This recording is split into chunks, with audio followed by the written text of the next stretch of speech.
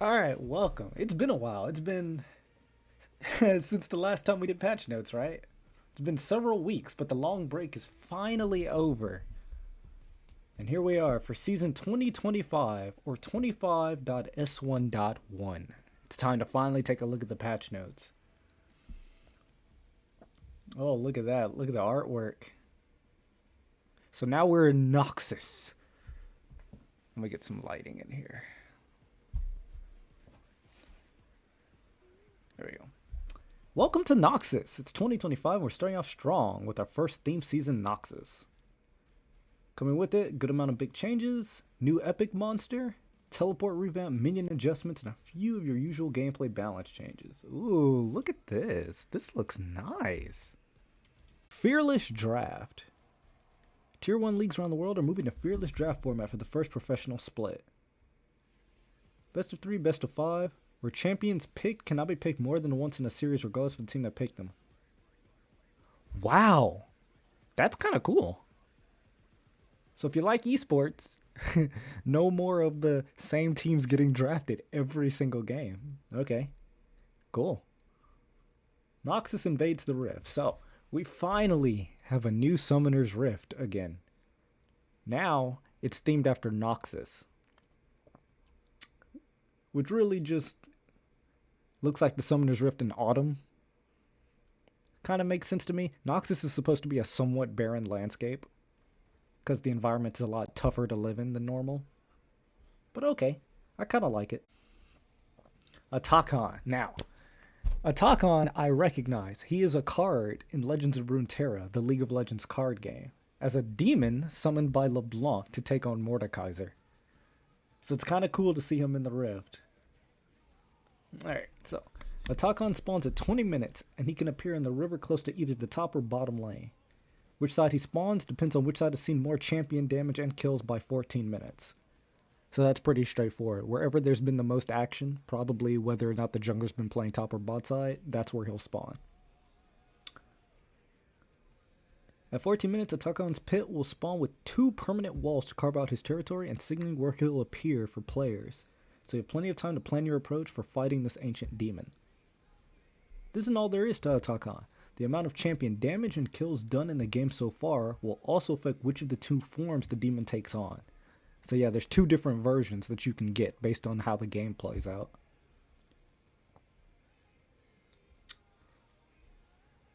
If you manage to take him down...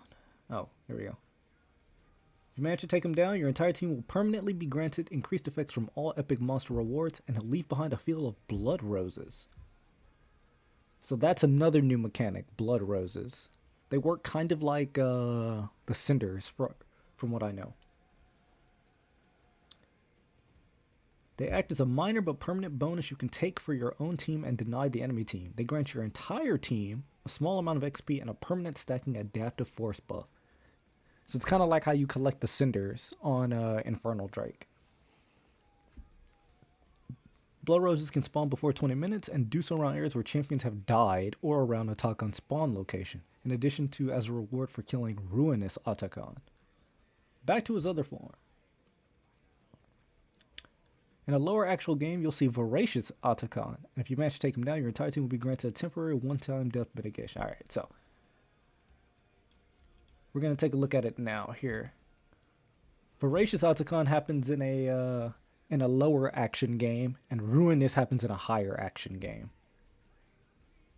So if you're having like a bloodbath in the early game, you know, silver scraps early on, a bunch of kills by 20 minutes, you're more likely to hit Ruinous.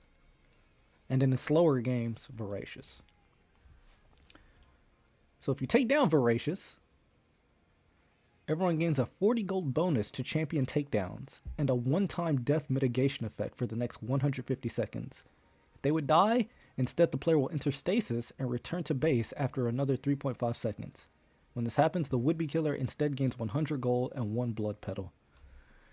Aatrox main's in shambles, man. They keep adding more and more revives to this game after taking his away. Just give me back my revive. Okay, I won't complain.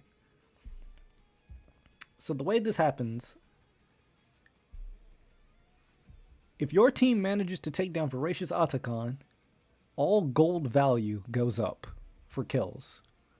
And if you somehow die within the next 3 minutes, you will instead go into Zanya's and respawn at base after a few seconds. So I wonder, like, if your team manages to take Atakan and the enemy team tries to force anything for the next objective fight, you can kind of mitigate it, right? Because it's only a little bit of gold and it's a 5-second respawn. Interesting. Alright, Ruinous Atakan. Upon taking down Ruinous Atakan, the team that slayed him receives 25% increase to all epic monster rewards, including rewards already earned like prior dragon stacks, and 6 bloody petals immediately, and will then spawn 6 large and small blood rose plants around his pit. An increase to all epic monster rewards. Do they tell you exactly what they mean by that? Increased epic monster reward. So it says dragon stacks, for example. But how much? 25%. I'm a bit curious. Like, does that mean like the dragon buff as well? Like the stacking damage you get from Infernal Drake, for example. Will it be 25% more damage? Or do they mean 25% more cinders? I'm not entirely sure what they mean by that. Will Baron last a little bit longer? 25% longer? I'm not sure. Blood roses and petals. Each petal gives the player that picked it up 25 XP to their whole team, increasing by up to 100% based on their KDA, with the lower KDA offering more experience. Oh my. Yeah, that's what I'm thinking, whatever base. So, blood petals give experience, and if you have a low KDA, you get more experience. That's a 1 to 0.33 adaptive force. Petals can be gained primarily through hitting a blood rose. A large one drops 6 petals while a small one drops 3, although they can be obtained through other ways like Atakan. How many are going to be on the map? Because this is permanent, right? These don't drop like cinders do when you kill someone. And it gives it to your entire team. So your entire team gets a stacking buff permanently every time you get one of these rolls. I really hope it's not like a ridiculous amount of them on the map, because this is like Bard's Chimes, essentially. Where they just put a bunch on the map, you fight over them, and ironically, when you kill people, you make more roses spawn. Interesting. Oh man, this might be Snowball Central. With the Talk On, we wanted to create an important gameplay object that allows players to participate more in shaping the story unique to each game of Summoner's Rift. Both teams' actions, their choices to fight or not, and where and when they do will determine Atakan's location and form. Probably over special objectives only after Atakan spawns. They say it can spawn earlier.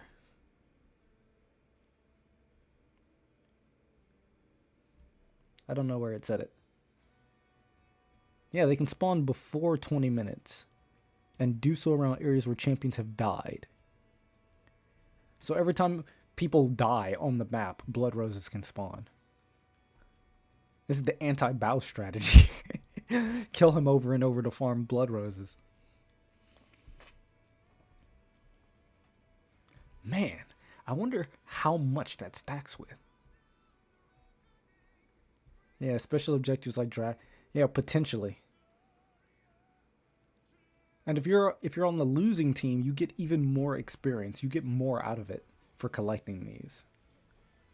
So it can also be used as like a comeback sort of mechanic, since you scale with it. Here's another new feature, respawning Nexus turrets. After being destroyed, Nexus turrets will respawn after a 3-minute delay.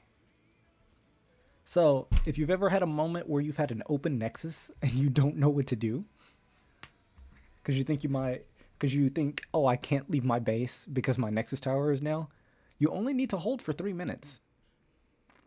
Right? And then you don't really have to turtle as much anymore because the turrets will be back. Which is really interesting. All right, feats of strength. This is where it really starts to get interesting. So, there are 3 feats of strength. Probably because might, vision, and guile. First blood, first turret, and monster slaying. You have to get 2 out of 3 in order to win.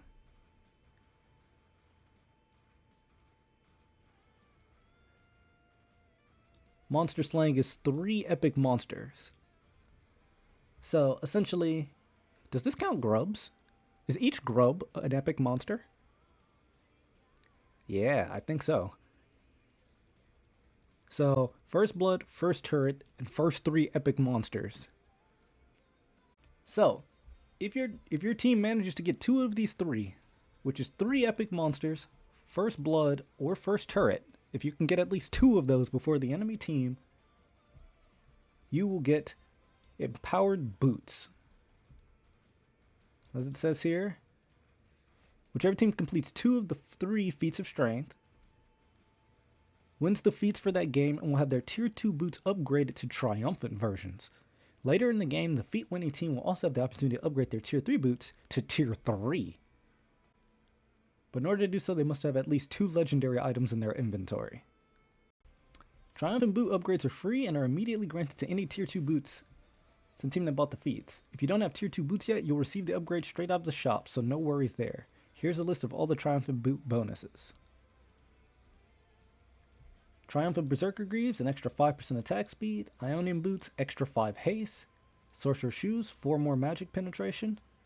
Why is Sorcerer Shoes 4 instead of 5? I guess because Magic Pen is broken. It's the only one that's not 5.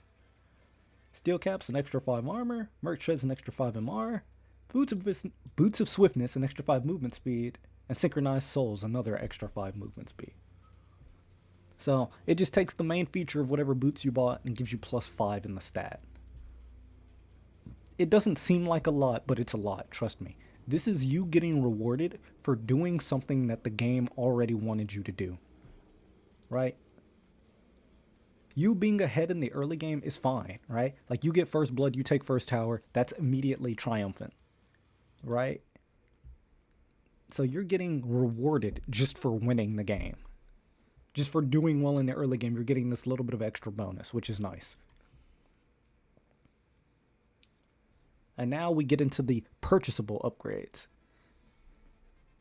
So, after you've completed 2 items, you can buy tier 3 boots for 750 gold.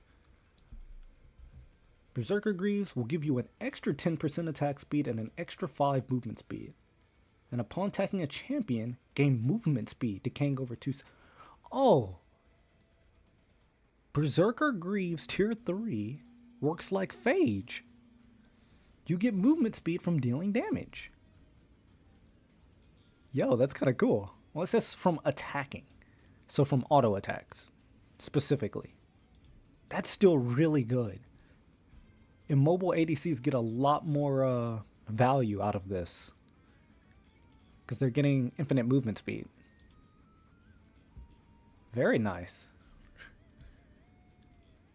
Crimson Lucidity, which is the Ionian boots. An extra 10 haste, an extra 5 movement speed, upon damaging an enemy with a spell, using a summoner spell, or buffing an ally with a spell, gain 10% movement speed.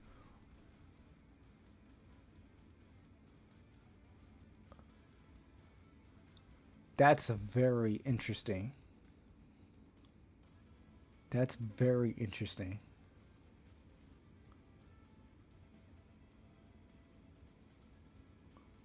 Doesn't Zephyr do that? Zephyr's more expensive. This is only 750 gold.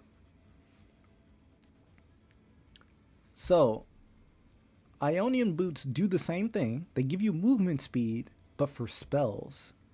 And summoner spells, or buffing an ally. So, for example, if I'm playing Aatrox and I'm pressing Q over and over, I'm getting movement speed.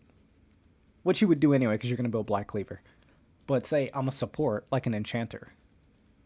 I'm Lulu. I put a shield on my ally. And I get movement speed as well. For my Kaini. Or I'm playing Victor. and I cast a spell. I cast Death Beam, and I get movement speed. That's very interesting. So movement speed from spells, even spells that affect your allies. I already don't like this. I feel like this one's going to be really powerful. Spellslinger Shoes. Your Sorcerer Shoes upgrade. An extra 3 magic pin, an extra 5 movement speed, and an extra 10% magic penetration on top of it. So it gives both flat and percentage penetration. Why not? So this is why it only gives 4 at the start, because you're actually giving 7 flat with an extra 10% on top. Man, I'm going to need to see like a Vandal video on just how much magic pin you can stack in this next season.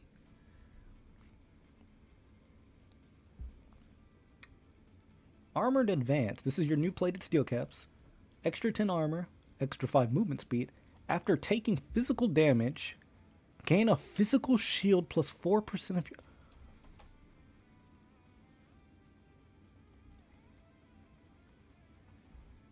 After taking physical damage, gain a shield that scales with your max health for 4 seconds. Yo. That's ridiculous. I mean, it's on a 12-second cooldown, but... Camille passive but for tanks? Yeah, it's kind of like Camille's passive, right? Well, Camille does the damage to get her shield, but yeah, basically. You get hit, you get a shield. And it scales with your max HP. It's a physical shield, though. It doesn't block magic damage. It's not a flat shield. Holy crap. That is pretty sweet. Oh, I'm kind of scared to remark trades now. 10 magic resist, 5 movement speed. After taking magic damage, gain a magic shield. Oh my god, it's the same thing, just magic.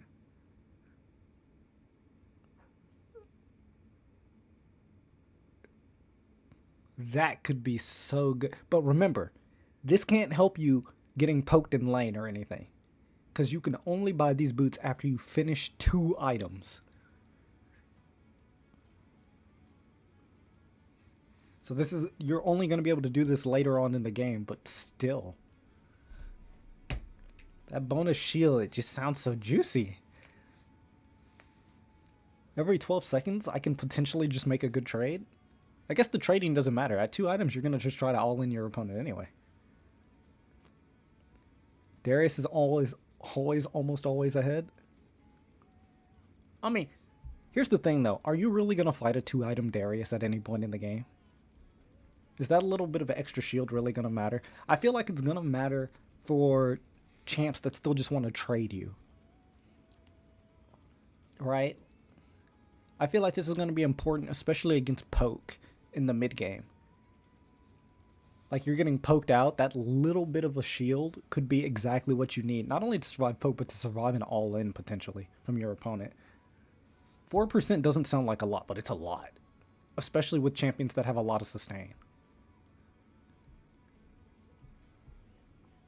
I'm interested. It sounds strong to me already. Remember, this is only 750 gold. Right? You were getting rewarded for being in a winning position already. I don't think this is going to be completely game-changing, but it certainly makes a lot of matchups a lot easier to play.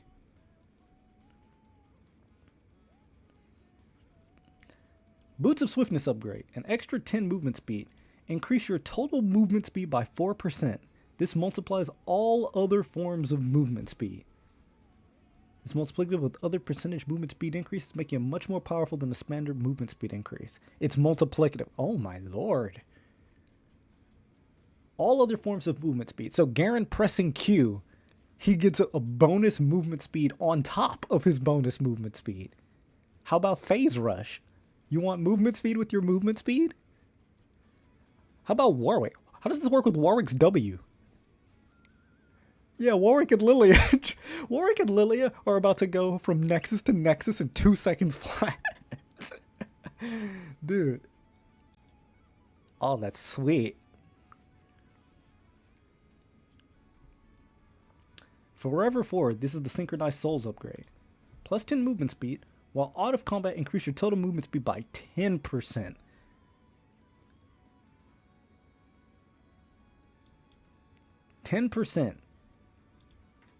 So if you're a champion that really, really likes to roam, like Pyke, for example, or Quinn, 10% movement speed increase that works multiplicatively with every other form of movement. Dude, I just already want to see the Vanderbilt videos of making the fastest champs in the game. Interesting. So Jhin is about to be the safest pick again? We'll actually see, right? Because you buy these after 2 items. Jhin with 2-3 items.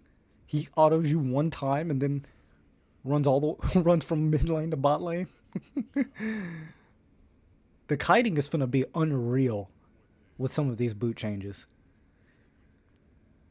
Cassiopeia. Okay, Cassiopeia can't buy boots. So when her team wins feats, instead her passive is upgraded. 6 movement speed per level rather than 4 as the base passive does. Okay. So Cassiopeia, who cannot buy boots, gets a little bit more extra movement speed per level. Alright. I think it's going to hurt her to not have access to like this penetration, for example, but we'll see. I feel like Cassiopeia kind of lost out here a little bit. But then again, Cassiopeia gets an extra full item, so maybe not. Teleport. Oh, teleport. For those who didn't see the preview for what's happening with teleport, they took teleport out back and shot it. Teleport will no longer instantly blink the champion after its channel. Instead, they will visually travel across the map, with teleport moving slower and unleashed teleport moving much quicker.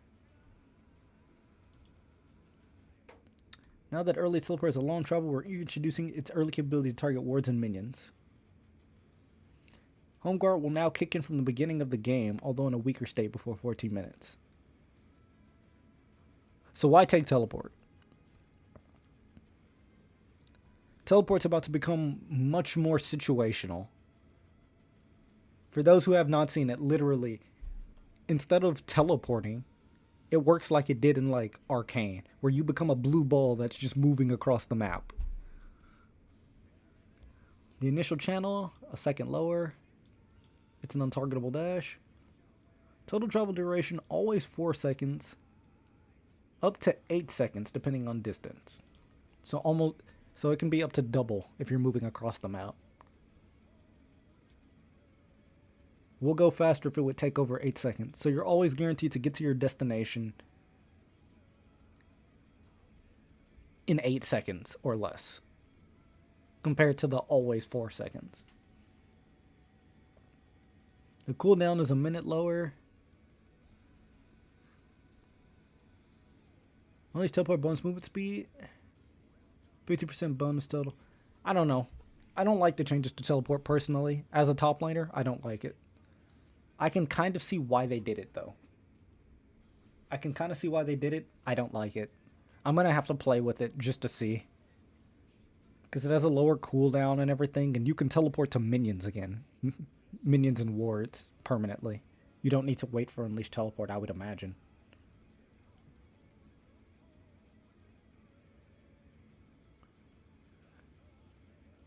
I guess.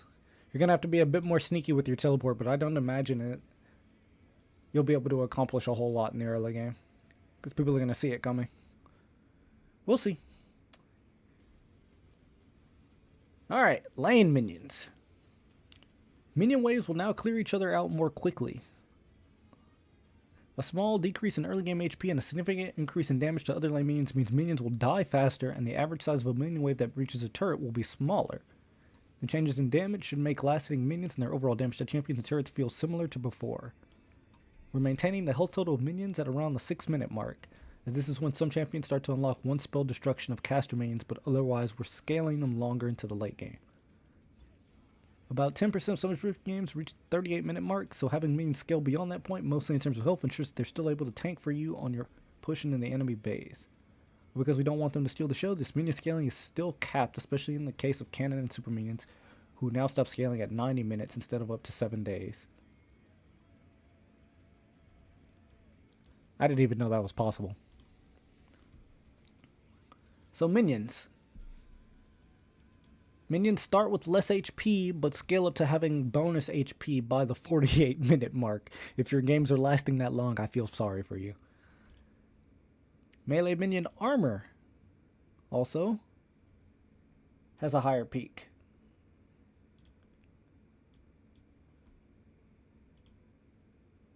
Yeah, and these changes are consistent across the board.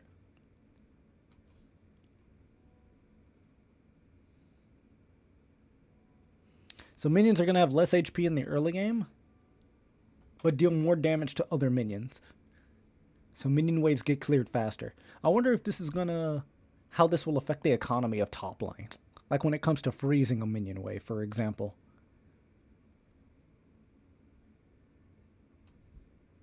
Minion XP range has been increased. Oh, okay. Well, that helps, first of all. Minion turret and minion champion damage increased. Ambient gold start time. Functionally, everyone has 20 more gold. Okay. Turrets, here we go. We're increasing the PvP power of turrets, raising their max damage when heated up and increasing the duration they can remain in that state, making them protect allied champions. Oh, wow. They're nerfing tower dives. Thank fuck. Thank God for that. The heat damage amp, 40% per stack up to 220, 50% up to 250. Heat duration, 5 seconds. Fortification damage reduction, 50%.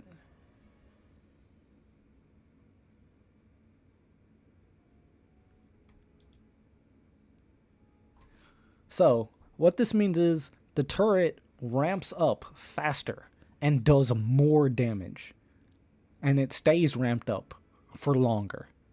However, in exchange for this extra turret power, the fortification is weaker. That means you can deal more damage to the tower. If you're not used to getting a whole lot of plates, for each plate you take on a tower, it gains more resistances to make it harder to take down. So the first plate is easy to take, the second one's a little harder, the third's a little harder. But that has been reduced a little bit. So if you're trying to take advantage of this and hide under tower, champions with high turret damage are going to have a much easier time knocking down your tower and getting those plates. That's interesting because that also means getting first tower is going to be easier, which is one of the feats. Champion bounties. Simplifying the bounty rules for champions who are underperforming so that players who can easily understand champions got to their bounty states will no longer be ignoring the first negative 50, which means that 0-1 and 0-2 champions will tend to be worth less gold than before. In order to roughly equal the total value long term, we're also slowing the rate at which kills, death, and assists affect base gold. Positive bounty shutdowns are unaffected. Kill assist gold per 1 negative bounty.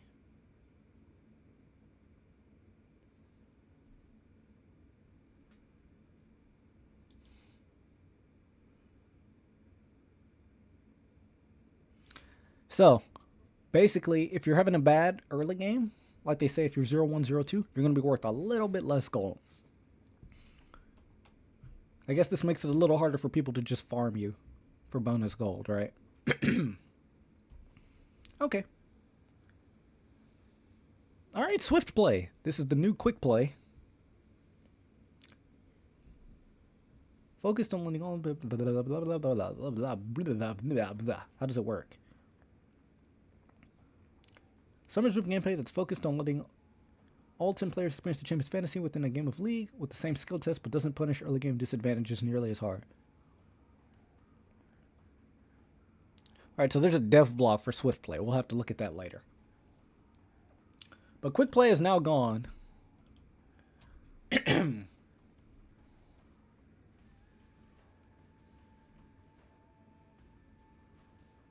Alright, and we're finally getting into the ranked changes. Jeez. A running number in my head and bad macro is going to ruin games even more. It will, but snowballing is going to be easier in exchange. Because you're going to be able to knock down those first turrets easier. You're going to be able to take advantage of your feats of strength. You're going to be able to get those roses early on, especially if you're doing better. So if you're having a really good early game, it's going to be even easier for you to take over a game. even if your teammates are making harsh decisions.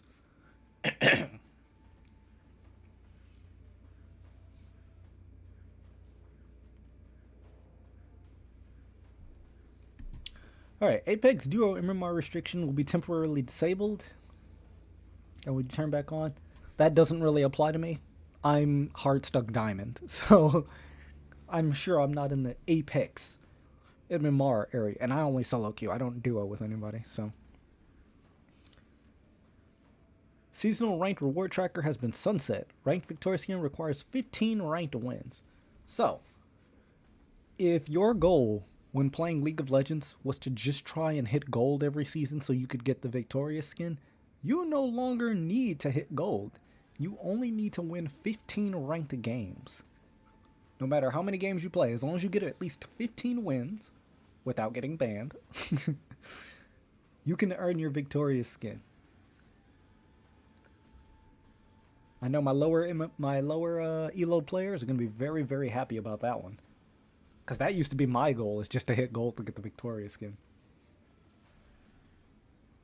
Shard transfer service will be temporarily disabled prior to season end and will be turned back on. Okay. Players will be reset. This will only be reset we have for the whole of 2025. So, no more 3-season split getting knocked back down. The ladder will reset one time at the start of the season. And that'll be the only reset. Thank goodness for that, because I know some people get really, really sick of climbing back into the same spot every few months. Champions, alright. We got some changes here. Ashe's passive has been adjusted. So her passive, 115% plus crit, is now 100% plus crit.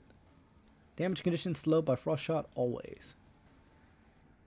So Ashe's damage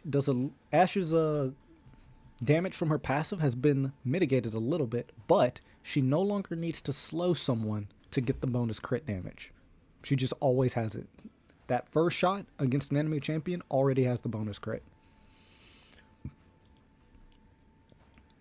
Ranger's focus, 105 to 125 is now 110 to 130, so an extra 5% across the board for the damage on her Q. Attack speed scales up to plus 10% when maxed. Wow. So this is basically to make people max Q first on Ashe, right? Because so many champions max W. So many people max W first. Yeah, and this has been nerfed. Or not really. It was 20 to 80 plus 100% total. It's now 60 to 200 plus 100% bonus. So this basically looks like a heavy hit to the W max build. Right? They definitely want you maxing Q first on Ashe. She will be weak early game, which is really detrimental to her. I mean, at least you get the bonus crit damage on the first attack, and Ashe is supposed to be scaling anyway. I think that's the point. Because when do you have games where Ashe is good in the early game? It's only when she's maxing volley, right? And going for that obnoxious poke build.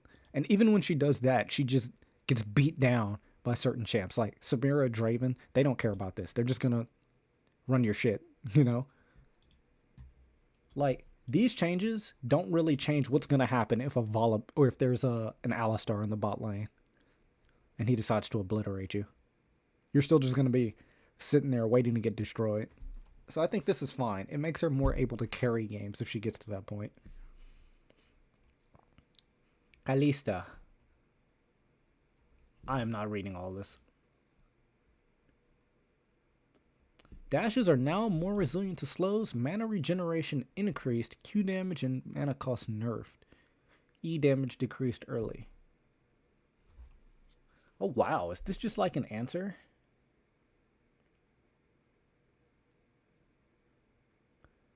Yeah, so her poke is getting nerfed pretty hard. Like the old Ashe, yeah. Dash calculation rebuilt. Trust us on this one. Oh, no. Not properly referenced. This is a buff around 8%.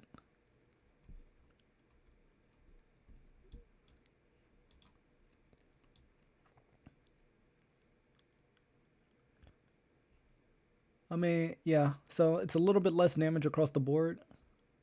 Minus 10 at level 1. Yeah, it's just minus 10 across the board for her Q. And it costs more mana. An extra 10 mana across the board. Damage per additional stack, 8 to 24, plus 25 through 45 is now 7 to 35, plus 20 through 40. So this is to stop Callistas from just... ADC are getting changed to be more lethal late game. This is to stop Callista and Ashe from building like those weird lethality builds where they're just trying to poke you to death. Right? Because now Ashe and Callista scale better and want to build their attack speed. So they scale super hard. W slow amount increased for Twitch's W. Okay. The rat gets a little bit more slow. 30 to 50 is now an extra 1% for your AP Twitch builds. Great. I don't think I've had an AP Twitch that's actually trying to win the game, but okay. Varus. So, his base mana, minus 40. That's... wow. His Q costs 15 less across the board, though. W on hit damage. Less early, more late. Mana cost on E increased by 10. Interesting. What's the rationale? Yeah. It's to stop you from just like maxing E and just like trying to poke people out of lane. Well, they're trying to stop ADCs from casting. And try to make you reliably build into an attack damage carry, right? More focus on my champ attacks very fast and a lot. Because all 3 of these champs are, I build 5 attack speed items. They're trying to pull these champions away from being poke champions, from trying to play like mages. Alright, and here's the new item for AP Bruisers with Stacking Magic Pen. For those who haven't seen it, this is like an AP Black Cleaver. AP Bruisers lack pin or shred item with stats that feel good for them to purchase. That's because a lot of them do true damage. Mordekaiser does true damage and has built-in pin. Gwen does true damage. And does percent HP damage. So, you know, those are the main 2 that I think of. Costs 2,900 gold. Haunting Guys plus Fiendish Codex. Ability power 60. 350 health, 15 haste. Dealing magic damage with abilities or passive to champions reduces their magic resistance by 5%, up to 30%. So does this stack, by the way? I was just mentioning how Mordekaiser has built-in magic pin, the same way Darius has built-in armor pin. But this reduces enemy resistances, so it's separate from the penetration.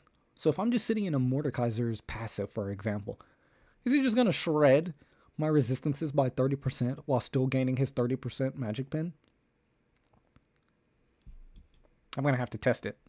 This could be a very, very good item. Or a very niche item. Mordekaiser doesn't really need the pin, though. So maybe he's a bad example. I'm trying to think of a champion that's a good example. Because I need a reason to build this over building... We'll see tomorrow. Are the changes active tomorrow? The rank season starts on Thursday, but I guess the changes will be active tomorrow, right? We'll have the new rift and all the new items and stuff tomorrow. And then the rank season starts on Thursday. Okay. They specifically mentioned Mordekaiser and Gwen, though. I feel like they don't need these items. Like, Mordekaiser's still gonna build, like...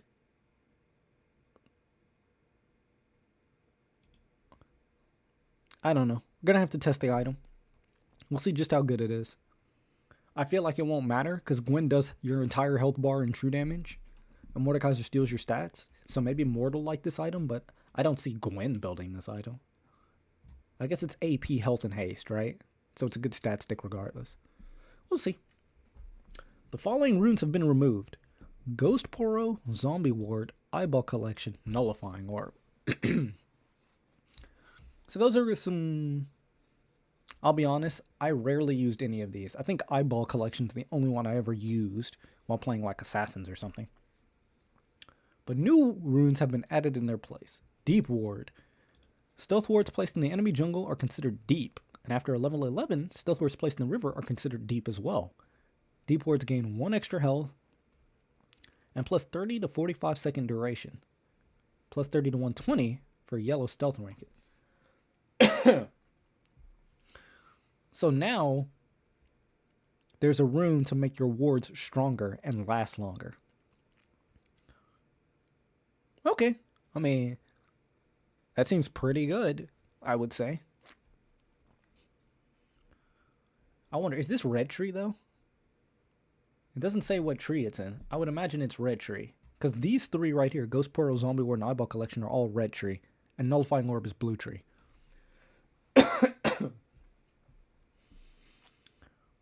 Sixth Sense automatically ping untracked and unseen wards within 900 units. After level 11, Sixth Sense will also reveal the ward for 10 seconds.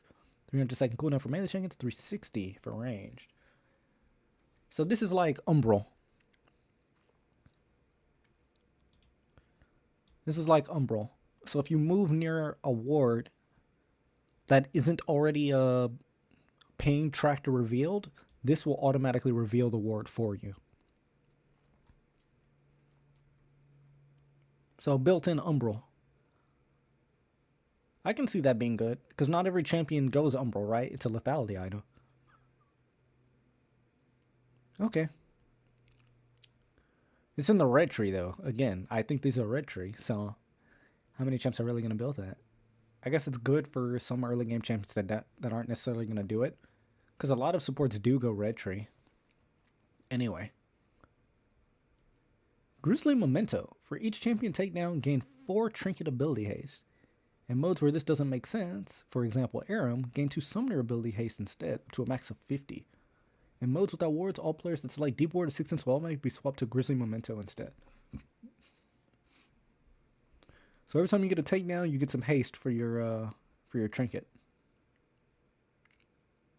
Alright, cool. So 3 vision-based runes have been added. I guess these 2 were vision-based already, so there you go. Powerful vision related runes. Axiom Arcanus. This is the blue tree. This is the blue tree, I think. Your ultimate ability's damage, healing, and shielding is increased by 14%. Reduced to 9 for AoE. Takedowns on enemy champions refund 77% of your ultimate ability's current remaining cooldown. So if you're playing a champion that loves their ultimate ability, bonus damage, healing, and shielding, and you can refund the cooldown without building an item. I'm very excited for this one, honestly. I feel like a lot of champions are really, really going to love Axiom Arcane. Like, to give you a random example, Dr. Mundo. Dr. Mundo will increase his healing by 14% on his ultimate ability. That alone makes the rune worth taking, if you ask me. I don't know that you will go blue tier over inspiration, but that's just an example. What's another good example? Let's name a random champion that doesn't have an AoE ability. I mean, honestly, screw it. AoE abilities, even though the increase is 9%, which is lower than 14%, still, refunding 7% of your ultimate abilities cooldown, some ultimates are like guaranteed to give you a takedown. Anyway. You know? Like, say, for some reason, if you're using Sejuani's ability, Sejuani's ultimate, I don't know that you take your Axiom Arcanus, but you're gonna get a takedown when you use it, right? It's a very, very important ability. I don't know. I really like this, though. Having an ultimate ability-based rune, I feel like is going to be kind of game-breaking for certain champions. Then there's some Aram changes. I'm going to be honest, I don't care about the Aram change. Mythic Shop rotations. Starting in patch 25 to S1.2, we'll be rotating the shop every patch so that options feel a bit fresher. For now, the current Mythic Shop content will remain. Really? Dude, we've been on this patch for like 4 weeks. You're going to keep it the same? Warwick could use that. That's a great example. Warwick, he's going to get 14% more damage, 14% more healing, and he refunds the ult.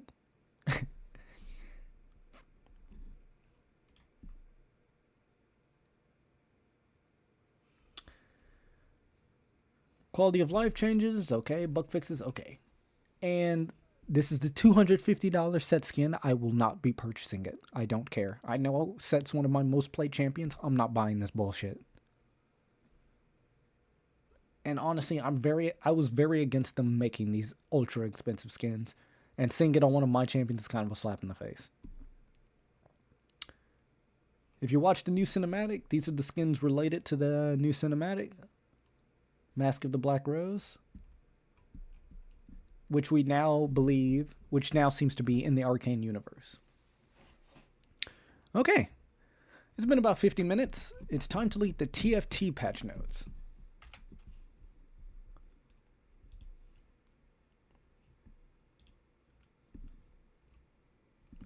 All right, Teamfight Tactics patch 13.3. Rotating shop. The chip is now in Teamfight Tactics. The Lee Sin skin is back. And Set has a new Mythic Chibi skin. Opening encounter duration has been lowered to ensure you can get in and start low rolling even faster. Thanks, Riot. Carousel. The Stage 3 carousel now always has one of each component unless the carousel contains spatulas. Oh, wow. So you can guarantee that your component will show up. Almost. On Stage 3. Okay. Large, like our appreciation for our players during the extra long patch of last year. Liar. So, Artillery 6 has been buffed. It takes one less attack. Automata has been nerfed by 40 at 6. Jesus, man. 6 Automata was way too strong, huh? Automata base damage also nerfed at 6.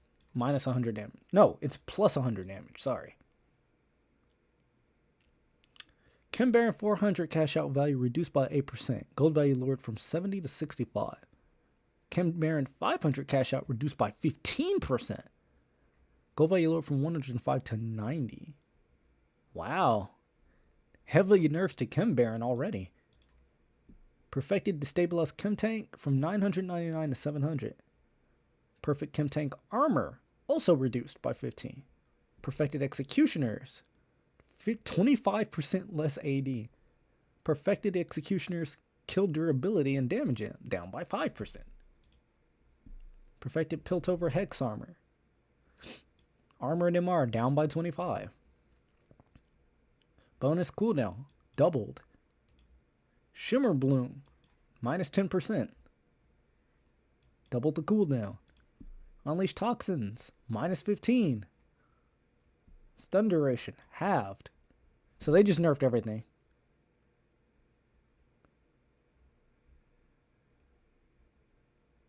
All of the Chem Baron cash outs at 400 and 500 have been nerfed.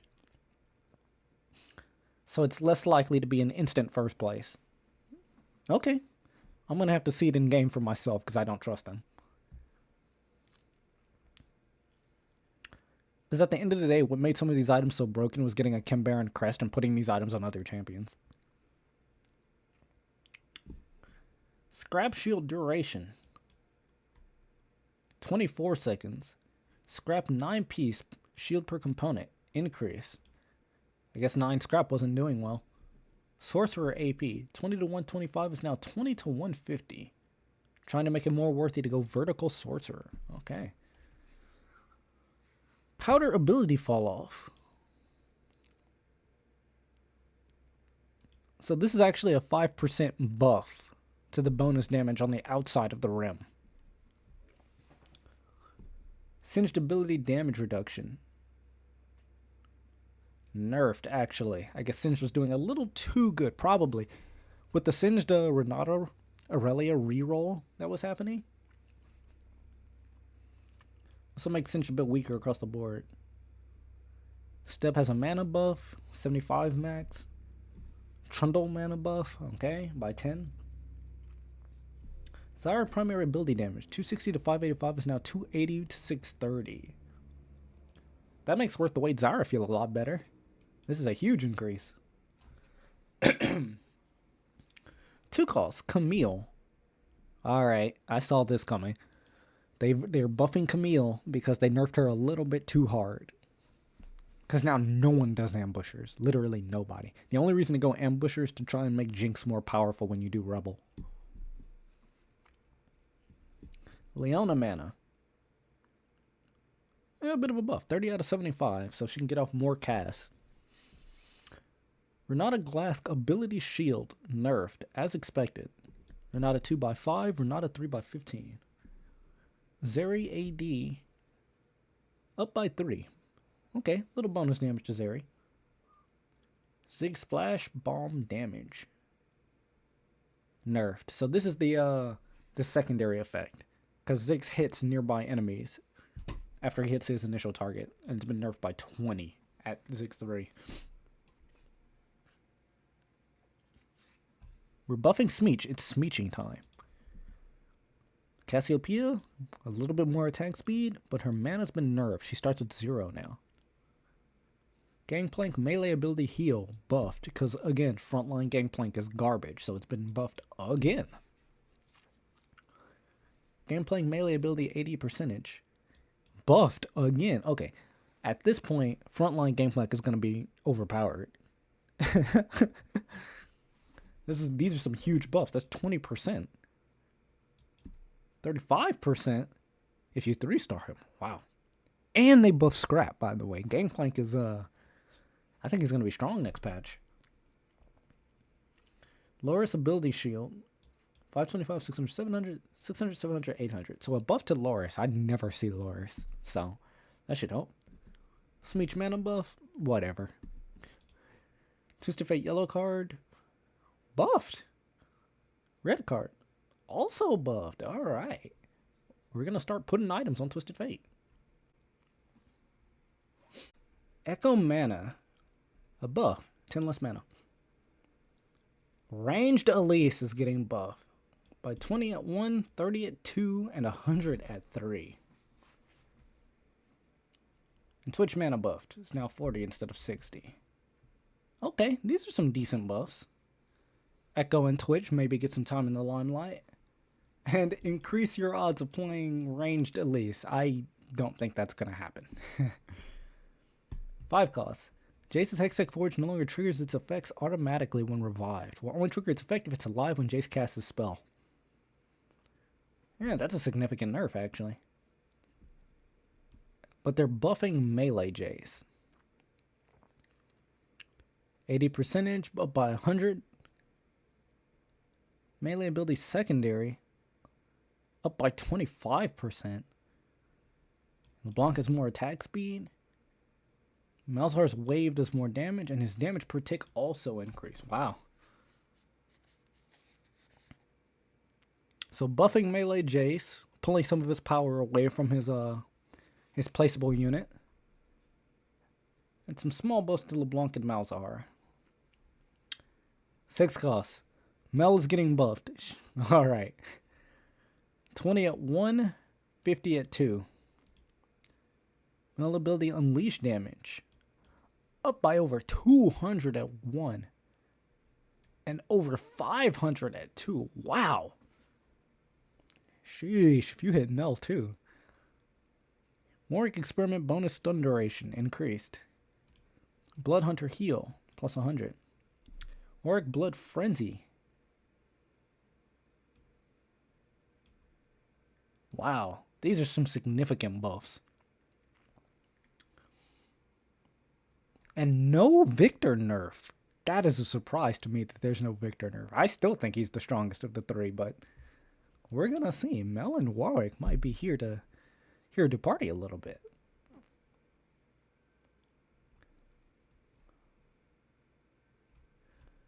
Alright, so now we're looking at augments. Blade Dance Irelia, 20% bonus attack speed.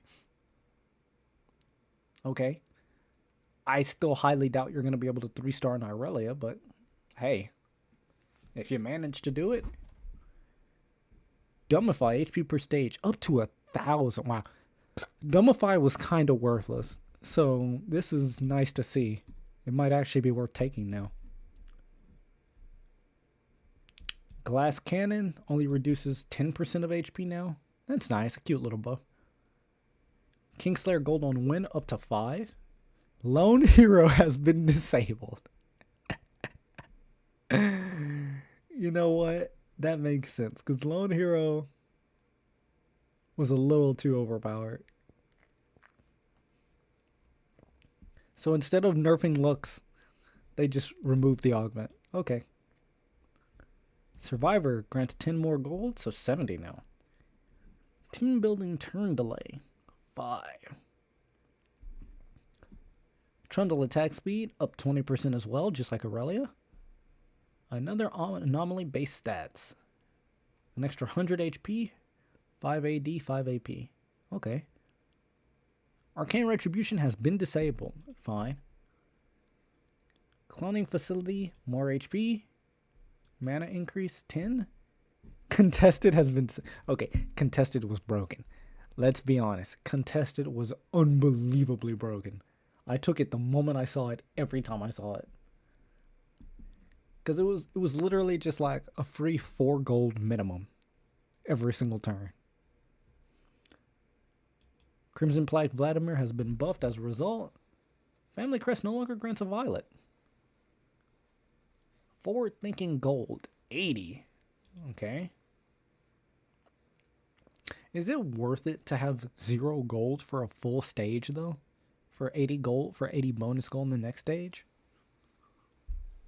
Maybe. Maybe if you're like lost streaking or something. Golemify. From 150 to 500 bonus HP per stage. I guess it also got the same treatment as Dumbify. One for all, slight nerf, overheal. Ooh, a nice little buff, 10%. Paint the Town Blue clones 1 less rebel. That's a significant nerf. Superstars 2. Slight nerf. Too much value. Wow, it grants 4 2 costs now. Warpath 1 star, 5 costs granted. 3. Warpath completed, Anvil's granted 2. I mean, almost no one takes Warpath anyway. Exalted Adventure, Lesser Champion Duplicates, now at the start of every stage, at the start of the next 3 stages. Does that make a significant difference? Not that I know of. Anger issues AD and AP per stack. I mean, I still think I'm never taking that. Armored MR, 44.5. Artifactory has been disabled. Okay. Build Overflow, a significant buff, an extra 15 HP. Bronze for Life, nerfed, obviously. Deserved. Build a Bud grants a little bit more gold. Calculated Enhancement, 5%. AD and 10% AP. Dark Alley Dealings has been disabled. Wow. They're just punching Violet in the face over and over, aren't they? Expected Unexpected in Stage 2 low roll. 10 rerolls. Stage 3 mid roll. 3 4 costs. Stage 4 mid roll. 3 5 costs. Wow.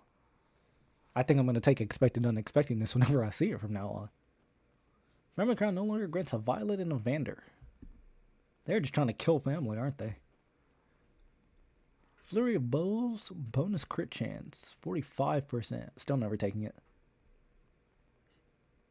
Ghost of Units Past, 6.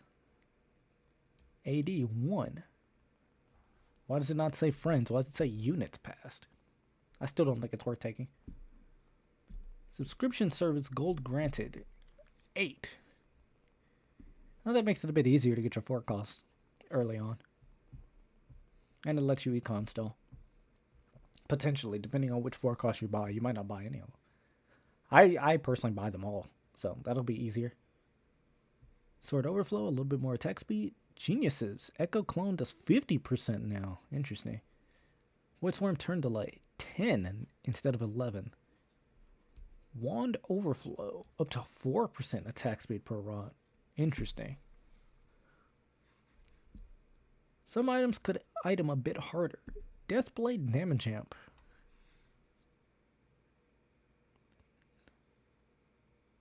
Just 2%? I guess so. It's just iteming a bit harder, right? Even Shroud bonus armor / MR. 15 seconds. Ionic Spark. 50 extra damage. Huh. Rune's Hurricane Bolt damage. 60%.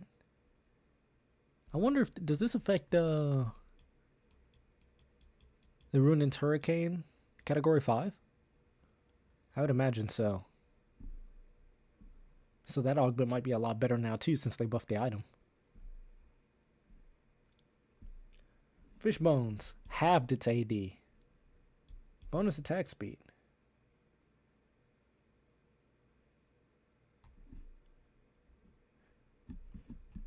So, when I didn't see Nocturne here for 2 costs, I was under the impression that they were going to nerf Fishbones a bit harder. Like maybe taking away the bonus attack range. But I guess not. Gambler's Blade, a little less attack speed. Rapid Fire Cannon, a little less attack speed. Silvermere Dawn, less armor. Suspicious Trenchcoat, 66 out of 50. Clone HP, less HP. Collector AD, less. So it sounds to me like Fishbone's Nocturne is still gonna be really good. I'm worried about that, but okay. I guess they nerfed Automata, so maybe it won't be as bad as I'm thinking. Buffing the worst performing and least panicked anomalies to bring down our 2 best. Arcana Overwhelming grants 80 MR now. Can overwhelming percent MR converted 30%. Oh, not bad. Avalanche of Armor grants 70. Berserker Rage HP threshold 70. Wow. Center of the Universe star damage. I'm still never taking that one. Energy absorption 8%. Nice. Defense expert armor and MR 75%. Laser eyes 133. Laser eyes. Minery procs every 2 attacks. Nothing wasted getting nerfed as expected. 50%. I think it's still going to... It was 100. Now it's 70. Now it's 50. I mean, they can't nerf it more than that, right? Repulsor.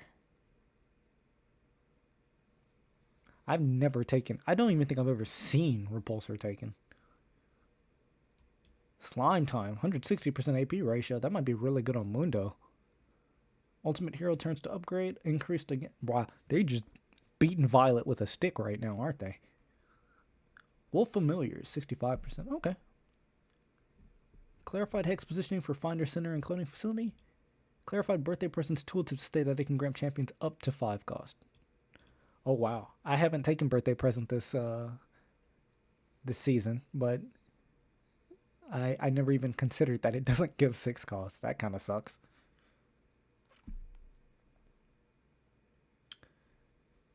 And bug fixes, fix some typos. Scavenger can't get blah blah blah blah blah.